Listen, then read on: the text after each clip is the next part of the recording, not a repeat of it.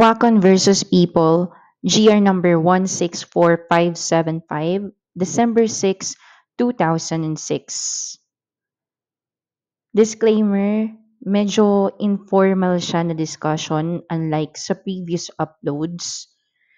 And this is for digital reviewer, personal reviewer, and I hope kung makakatulong rin sa inyo, if you have free time, you can tune in. And again, medyo informal siya, but I'll try to upload yung mas formal na discussion if time permits. So let's start with this one. This is under Article 217, malversation of public funds or property, presumption of malversation as amended by RA 1060. So this is a petition for review on certiorari under Rule 45 of the Rules of Court. Ang petitioner dito is also the accused, Robert P. Wacon. He was a special collecting officer of the National Food Authority or NFA. So ano ba nangyari? Ang nangyari kasi, sinampahan siya ng malversation of public funds as defined in and penalized by Article 217 of the Revised Penal Code. So, Wacon, one of his duties was to receive grains consisting of rice and mongo, which shall then be sold to the public on retail. The proceeds of the sale of the grains shall then be collected by him. And then eventually, there was a random audit. So, nagkaroon ng random audit and a team of auditors from the Commission on Audit conducted an examination of the accountabilities of various special collecting officers of the NFA, one of whom si Wacon. And nagkaroon nga ng discrepancy. So, sinendan siya ng demand letter. They asked his presence and demanded him to produce yung cash items, stocks and empty sacks, and other pertinent papers. Tapos, si Wacon, sabi niya sa audit team, he has no cash on hand at the time pertaining to his accountability as a special collecting officer. So, nung time na yun, wala siyang na-produce. Hence, it was indicated in the cash count sheet that there was no cash counted during the cash examination. And yun nga, ang report na sinubmit ng audit team is that it showed that the accused Wacon incurred a cash shortage of 114,303 pesos. Tapos, for recitation purposes, if itatanong lang, na-modify pa yung amount na yun ng cash shortage niya after deducting the cost of 60 bags of regular milled rice value of 6,900 pesos and the monetary value of the empty sacks returned by accused Wacon, which is around 5,203 and 80 cents. However, yun nga, nakapag-refund naman siya ng amount of 10,000 pesos. Therefore, the total shortage amounted to 92,199 and 20 cents. So, yun yung subject ng kaso na to. And what happened? Dahil nga hindi niya na-account yung 92,199 pesos and 20 cents, which forms part of his accountabilities as special collecting officer of the NFA, ay nasampahan na siya ng kaso ng Article 217 sa Sandigan Bayan.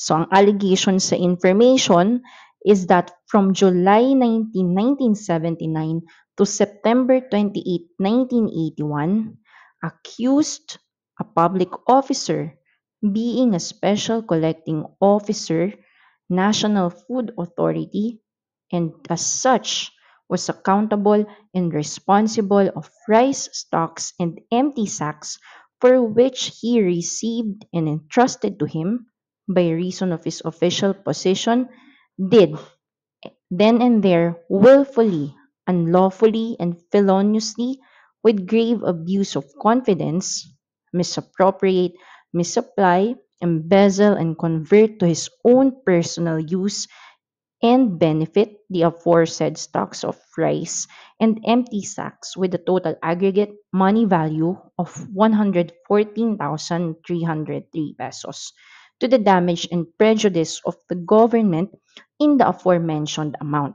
So in short, yun, nakomit niya yung Article 217. Ayun yung allegation sa information. Ano naman yung defense ni Wacon? It's denial. Mere denial. Sabi niya, um, he denied that he misapplied and converted for his personal use the stocks of rice and empty sacks, as he had been faithfully remitting all the proceeds of the rice he sold to consumers. As nag-raise siya ng mga contention para isupport yung denial niya na yan, meron tayong 4 na nalista dito. Number 1, discrepancy in the actual weight of rice delivered versus what was signed. Number 2, verbal notification. 3, coercion. And 4, he pinpointed to another. Nagturo siya ng iba. So let's discuss yung contention niya na there's discrepancy in the actual weight of rice delivered versus what was signed. So the shortage discovered by the audit team, sabi niya, may be attributed to the discrepancy in the actual weight of the rice actually delivered to him and that of the weight reflected in the receipts. In other words, ang sabi niya, the rice delivered to him weighed less than that for which he signed. Wacon alleged that he discovered the shortage of 5 to 10 kilos per sack only upon delivery of the rice to the station or outlet. He explained that he could not check the weight of the sacks delivered to him as the weighing scale in their office had a maximum capacity of only 12 kilograms. So yun yung una niyang contention. Yung pangalawa is verbal notification. So Wacon claimed that he informed his superiors of such shortage verbally but was unheeded. Di daw siya pinansin. Pangatlo, coercion. Sabi niya, the only reason he signed for the sacks of rice despite the shortage was because he was told that he would not be paid his salary if he would not sign. Added to the fact that he was then hungry, all of which prompted Wacon to sign the audit report of the audit team. So, pa-victim na siya dito. And then, he pinpointed to another. As to the missing empty sacks, Wacon argued that those were in the custody of the delivery man who had a logbook where special collecting officers signed as proof that the delivery man had taken the sacks. Ano namang sabi ng Sandigan Bayan? Hindi nila pinakinggan si Wacon. They still convicted him. Convicted him guilty beyond reasonable doubt of the crime of malversation of public funds as defined in and penalized by Article 217 of the Revised Penal Code. Ano namang sinabi nila bakit nila kinonvict? Because presumption of malversation and the inability of Wacon to rebut the presumption that he had put the rice stocks and empty sacks to personal use. Sabi nila, under the last paragraph of Article 217 of the Revised Penal Code, the failure of the public officer to have duly forthcoming any public funds which he is chargeable upon demand by any duly authorized officer shall be prima facie evidence that he has put such missing funds or property to personal use. And the inability of accused Wacon to rebut the presumption that he had put the rice stocks and the empty sacks to personal use. The Sandigan Bayan found him guilty of malversation of public funds under the revised penal code. So, ibig sabihin lang, yung mere denial ni Wacon, hindi siya enough to rebut the presumption of malversation. So, nagkaroon siya ng motion for reconsideration pero dininay pa rin. Sabi ni Sandigan Bayan, wala ka namang ni-raise na new substantial issues para i-reverse namin. So, denied si motion for reconsideration. Ano naman yung naging penalty niya? Indeterminate penalty of 12 years and 1 day of reclusion temporal minimum as the minimum to 17 years, 4 months and 1 day of reclusion temporal maximum as the maximum, and to suffer perpetual special disqualification, fine equal to the amount of the funds malversed, which is 92,199 pesos and 20 cents, and to indemnify the National Food Authority the amount of the same with interest thereon. So, syempre hindi pumayag si Wacon. Apela siya sa Supreme Court. Ang pinaka-main issue sa Supreme Court is whether the accused's guilt was proven beyond reasonable doubt. Ano naman yung mga ni-raise ni Wacon sa Supreme Court? Nakapag-note tayo ng dalawa. Una, sabi niya, you know what, hindi nyo ako pwede makonvict beyond reasonable doubt nitong Article 217 because the fourth element was lacking. Therefore, not proven. Sabi niya. Pinaliwanag niya doon na the unremitted amounts for the rice stocks and the money allegedly gained from the empty sacks were not used for his personal use. And therefore, the fourth element of malversation that the accused appropriated, took, or misappropriated public funds or property for which he was accountable was not proven. Hindi nyo naman napatunayan na talagang kinamit ko yan, kinuha ko yan. So, yon yung isa niyang argument. To support that argument, nag-cite siya ng mga jurisprudence ni Supreme Court. Yung Madarang versus Sandigan Bayan and Aguldo versus Sandigan Bayan. Ang sabi doon, it is essential to prove that there had been a conversion of public fund to personal use, and that conversion must be affirmatively proved. Otherwise, the presumption is deemed never to have existed at all. So according to Wacon, while he might have violated certain auditing rules and regulations, this violation is not tantamount to malversation. So yun, dalawa niya. Siyempre, hindi naman papayag na walang sasagot si Supreme Court dyan sa mga arguments niya. So as to the first argument that the fourth element was lacking, the Supreme Court said, your postulation has no legal mooring.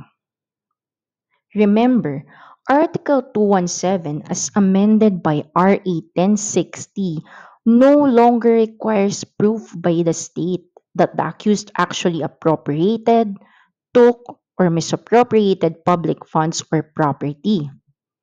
Instead, a presumption, though disputable and rebuttable, was installed that upon demand by any duly authorized officer, the failure of a public officer to have duly forthcoming any public funds or property with which said officer is accountable should be prima facie evidence that he had put such missing funds or properties to personal use. When these circumstances are present, a presumption of law arises that there was malversation of public funds or properties as decreed by Article 217. Sabi ni Supreme Court, when there is a presumption of law, the onus probandi or the burden of proof generally imposed upon the state is now shifted to the party against whom the interference is made to adduce satisfactory evidence to rebut the presumption and hence to demolish the prima facie case. O in this case, Mr. Accused, after the government auditors discovered the shortage and demanded an explanation, anong ginawa mo?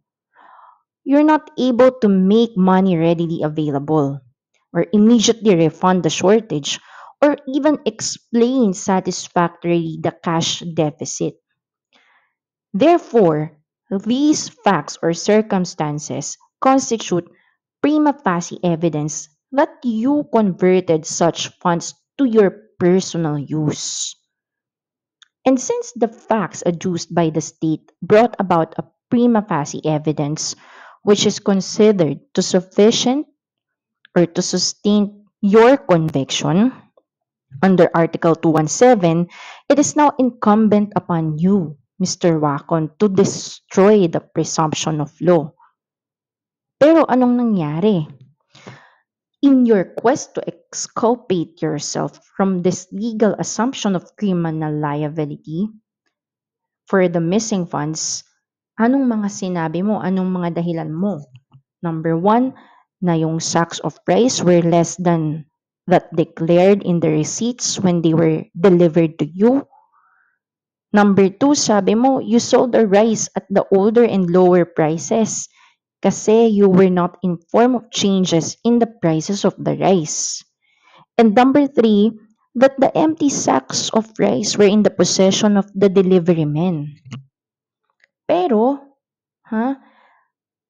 kahit pinagsasabi mo yan, you merely settled for this bare uncorroborated testimony during the trial before the Sandigan Bayan. Laway-laway lang. You never bothered to adduce other pieces of evidence to fortify your defenses.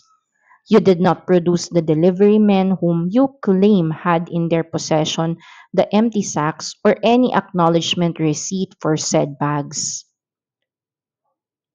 Moreover, you did not bring forward your co-workers to attest to and confirm the practice of and substantiate your story of receiving sacks of rice without weighing them, and that the bags received weighed less than that reflected in the receipt. The established rule is that denials, if unsubstantiated by clear and convincing evidence, are deemed negative and self-serving evidence unworthy of credence. So therefore, tama si Sandigan Bayan. The court ako is correct in holding that as compared to credible witnesses like the COA auditors who testified on affirmative matters, the self-serving negative testimony of Mr. Wacon has no substantial weight or credit. So to sum it up, since Wacon lamentably fell short of adducing the desired quantum of evidence, his weak and unconvincing testimony standing alone did not overthrow the presumption that he misappropriated public funds. E paano naman ngayon yung dalawang sinabi niya na jurisprudence? Sabi ni Supreme Court, you know what, hindi naman nakatulong sa'yo yung mga sinayit mo na jurisprudence because it's not on all fours with your case. The accused parties in said cases were able to produce satisfactory evidence ample enough to prove that the missing funds were not converted to their personal uses and thus the legal presumption was effectively negated.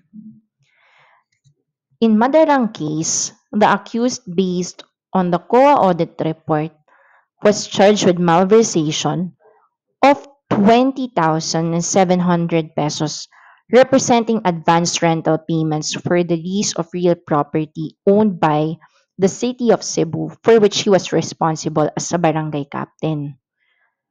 Dun sa case na yon, when the accused was asked to account for such missing funds, he was able to introduce convincing evidence that the funds were utilized by the barangay for its projects and for the benefit of his constituents, namely for materials for the water system of the barangay hall, barangay police uniforms, and payment for medicine. Therefore, in that case, the legal presumption was successfully overturned. O ano pa yung isa mong sinabi, yung Agulo case. O, in that case, the accused, who was the disbursing officer of the Ministry of Public Works and Highways, was charged based on audit with malversation of 26,404 pesos and 26 cents, representing the salaries of the personnel in her office. In that case, the accused admitted that the funds were lost. However, she was able to prove that she suffered stroke while going to her office. And that was corroborated by the barangay captain of the place where she suffered a stroke, as well as medical certificates to prove the illness. She was acquitted because the loss of funds was not due to malversation. So in other words, yung mga sinabi niyang cases, mga pinagsasabi mong cases, those were successfully rebutted. In this case, you solely anchored your defenses on your own bare testimony, unsubstantiated by other parole, documentary, or object evidence to prop up such self-serving allegations. So therefore, sabi ni Supreme Court, without doubt, the rulings in Madarang and Agulo cannot be considered precedents to the case at bar because the facts in said cases are not the same or substantially similar to Wacon's situation. So, all in all, the Supreme Court said that without any strong and convincing proof to bring down the disputable presumption of law, the court is left with no other option but to sustain petitioner's conviction. Wherefore, they denied the petition and affirmed in toto the decision of the Sandigan Bayan. Anong doctrine natin dito sa case na to? Ang doctrine is presumption of malversation, the failure of a public officer to have duly forthcoming any public funds or property with which he is chargeable upon demand by any duly authorized officer shall be prima facie evidence that he has put such missing funds or property to personal uses.